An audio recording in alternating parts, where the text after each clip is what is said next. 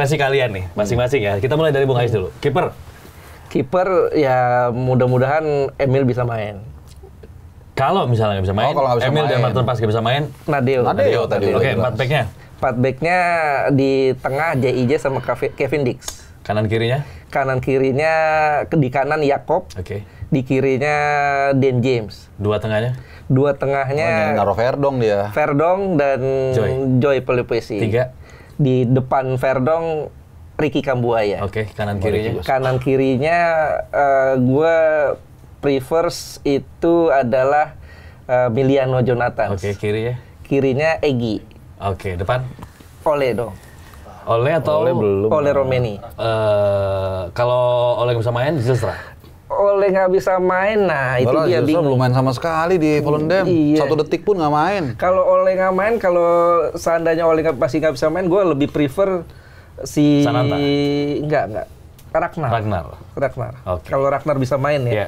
Kalaupun Ragnar nggak bisa main, ya gue lebih cenderung si Lili Pali dimainin di situ. Wih, false nine berarti. False nine.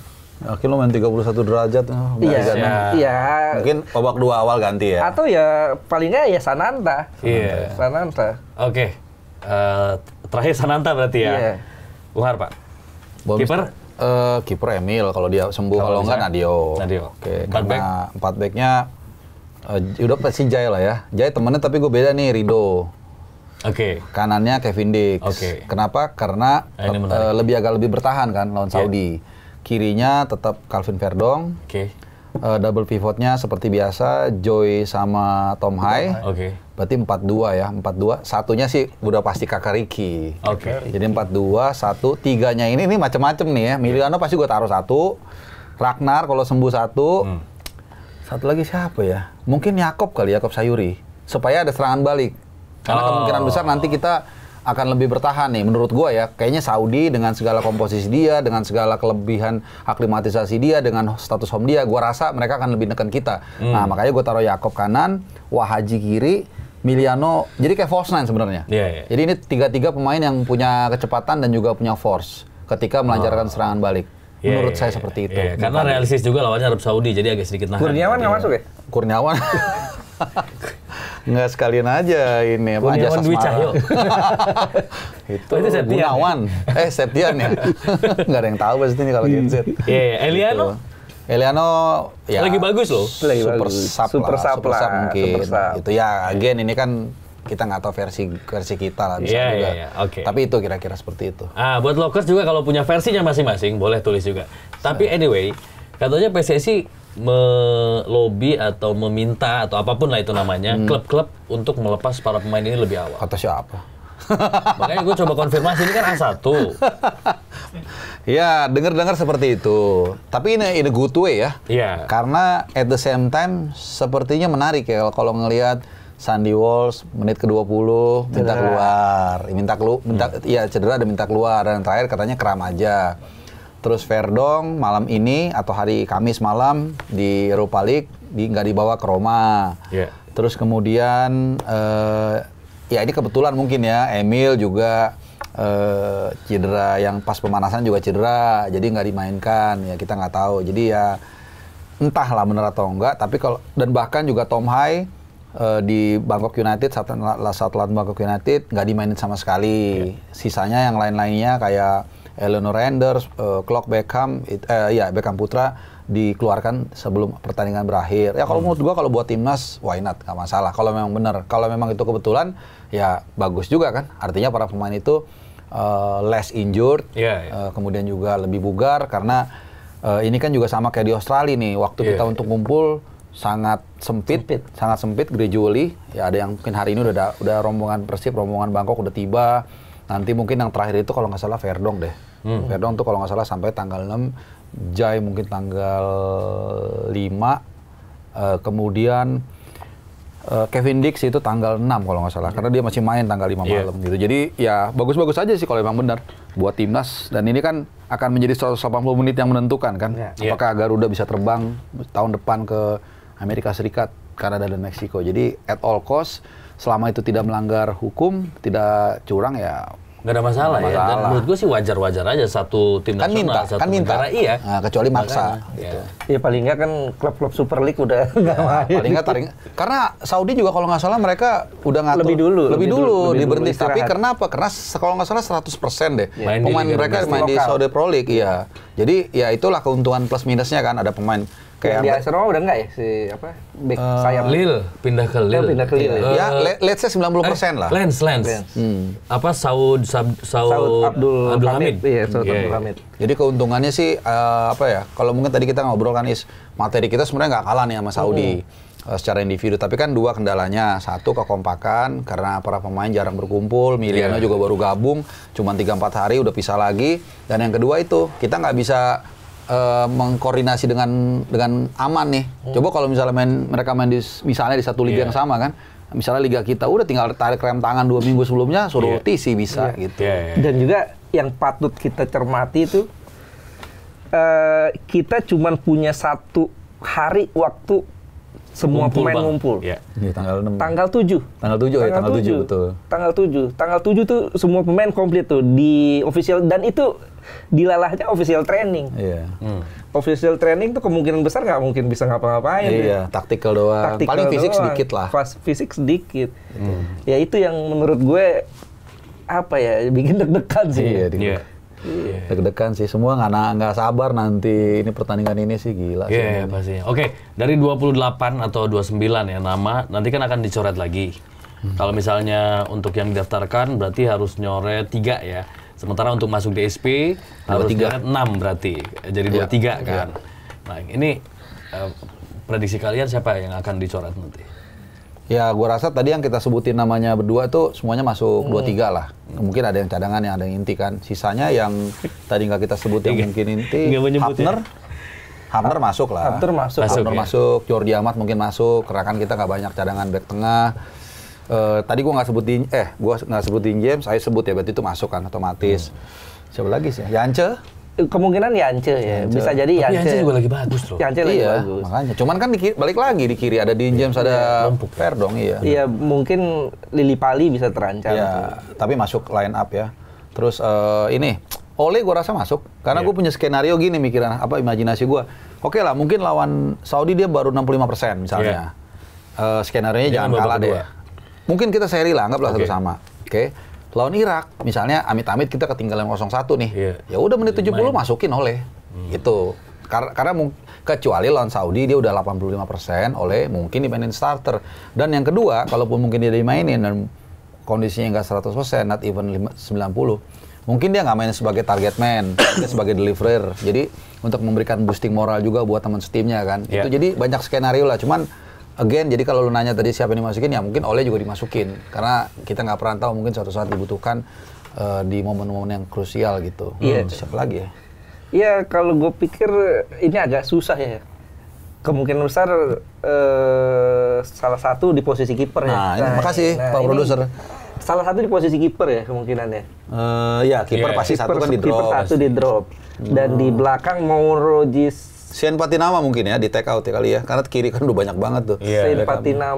Sen Patinama bisa. Sen Patinama bisa di drop. Kemudian Beckham Putra. menurut gua Jordi bisa terancam Jordi di malah drop. bisa ya? Malah Benar. bisa. Karena malah toh bisa kita drop. masih ada Justin Justin Hapner. Hapner. Terus masih ada versatile Kevin Dix bisa Bisa digeser-geser. masih ada, kalau seandainya Kevin Dix yang di tengah ya, Iya, sama iya. ini berarti kan masih ada Rizky Ridho dan Jay Hapner, Iya, Justin Hapner. Iya. Ramadan Sananta mungkin ya. Ramadan Take out Sananta ya. bisa, Kan ada Zilstra, gua rasa Zilstra dimasukin 2-3. bisa terancam di take out. Kira-kira 5-6 nama tadi kurang lebih itu. Kalau Beckham sih gue yakin masuk. Dia lagi iya. bagus-bagusnya. Setuju. Itu. Dan terlepas dari itu, kalau menurut gue sebetulnya kondisi Arab dan kondisi Irak juga lagi nggak bagus. Iya. Ya, kalau kita lihat Arab ini sejak sejak terakhir Piala Dunia kemarin ngalahin Argentina dan selepas Piala Dunia tuh mereka merosotnya jauh banget. Iya. Tapi bukannya 3 bulan terakhir mereka kayak revive ya, kayak mereka Betul. Tapi tetap artinya belum kayak Arab waktu yang di waktu tahun Argentina. 2022. Iya, kalau gue setuju. Walaupun Beda ya. pelatihnya sama ya, Hervé Iya. Renard ya. Iya. Beda. Ini kan efek dari liga mereka ya, bahwa mereka banyak pemain-pemain asing yang Iya. membuat menit bermain Itu betul sekali. betul menit bermain pemain mereka sedikit. Ini kan yang dikeluhkan oleh Roberto Mancini ya, Betul. sebelum dipecat. Betul. Tepat sekali. Dan selain itu, selain Arab kondisi seperti itu, Salim Al-Dawsari juga kondisinya kan 50-50. Iya, iya. Walaupun masuk loh. Masuk dipanggil dari 27 nama ya. Nah, di sisi lain Irak sampai sekarang nih, sampai saat kita Belum syuting ngumumin. belum ngumumin. Graham Arnoldnya belum ngumumin pemain. Dia kenapa dia belum ngumumin? Karena dia masih bimbang, dia masih bingung. Pemain-pemain intinya seperti Ayman Hussein, strikernya ini belum dalam top perform di liganya. Bahkan menit bermainnya masih sedikit di liga. Sehingga dia masih nunggu, berharap bahwa pemain-pemain ini akan betul-betul dalam kondisi bagus. Sehingga dia nggak salah pilih. Ini kan artinya kondisi Irak juga sedang menurun nih.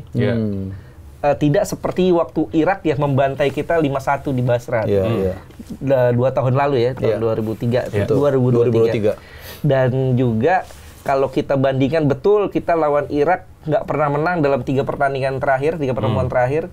5-1 di Basra, kemudian 2-0. 3-1 di Qatar. Piala Asia. Di Piala Asia dan 2-0 di Jakarta. Bahkan kalau mau ditambah U23 juga kita kalah. Iya. Tapi beda. 3 pertandingan itu kita sekarang penambahan kekuatannya tuh 70%. Iya, banyak, apalagi dibandingin yang di Basra. Betul. Cuman ada Sen Patinama sama siapa waktu itu? Jordi Amat. Jordi Amat.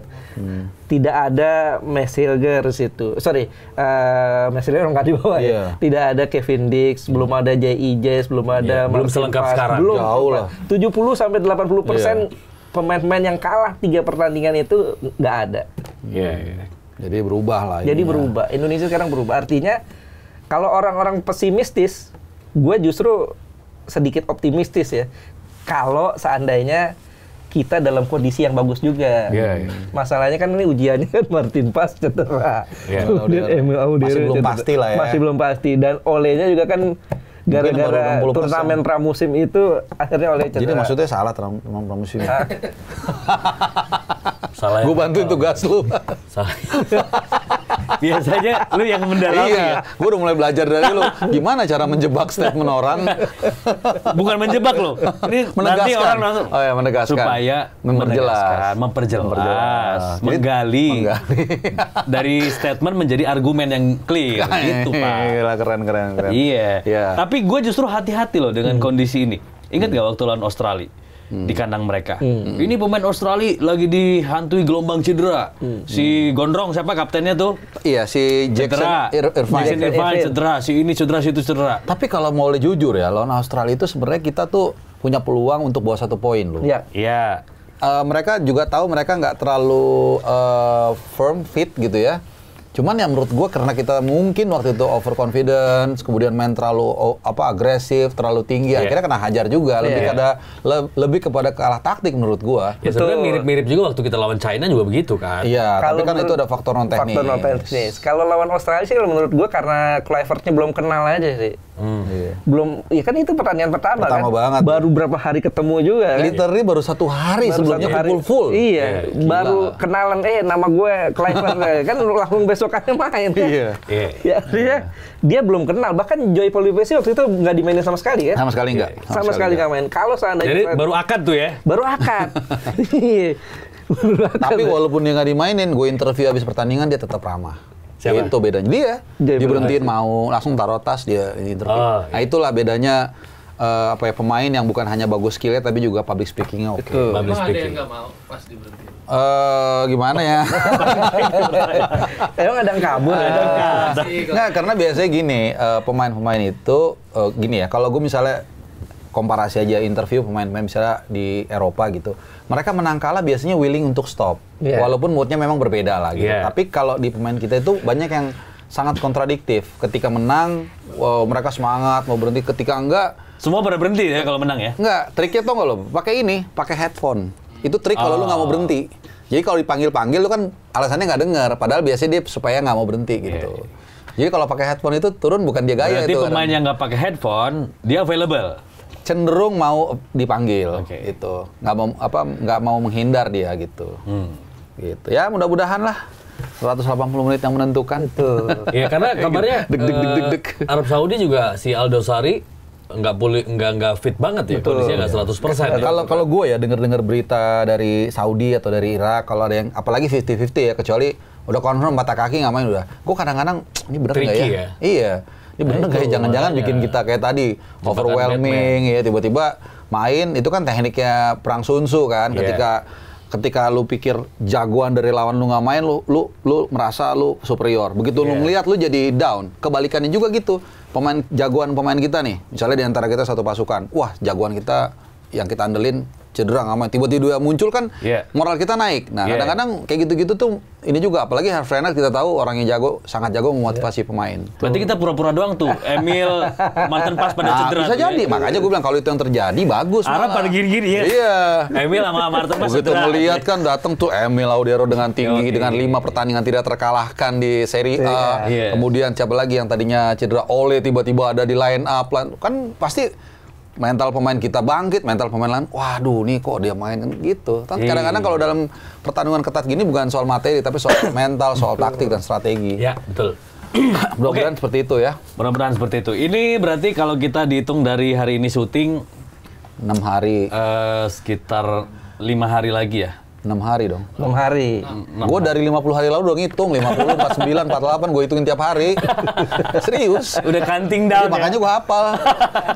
Gue jalan ke sana, Bang. Iya. Insya Allah jalan. Visanya lagi bermasalah dikit. Serius. Sekalian umroh dia soalnya. Emang visa umroh lebih gampang. Itu buat teman-teman juga banyak nih yang dari La Grande, dari Garuda katanya. Sekalian umroh aja gitu. Gue bantuin saat Ada umroh Furoda ya? Umroh Furoda. Aduh, itu apa lagi tuh? Berarti kerjaannya tiap pagi nyoretin kalender tuh ya? 48, 47. Karena ini kan akan menjadi momen terpenting dalam sejarah sepak bola kita. Nggak ada yang lebih penting mau apapun itu. Inilah yang paling tinggi, yang paling menentukan sih, kebayang sih. Betul, ini gue setuju. Ini dua pertandingan paling penting sepanjang sejarah timnas Indonesia sejak kita merdeka. Tuh, ini. Oke. Mudah-mudahan ya para pemain timnas kumpul dengan ceria, dengan mood yang enak dan on fire semuanya, lepas beban, udah nggak usah pikirin yang lain-lain, fokus aja main dan tampilkan yang terbaik menghadapi Arab dan juga Irak.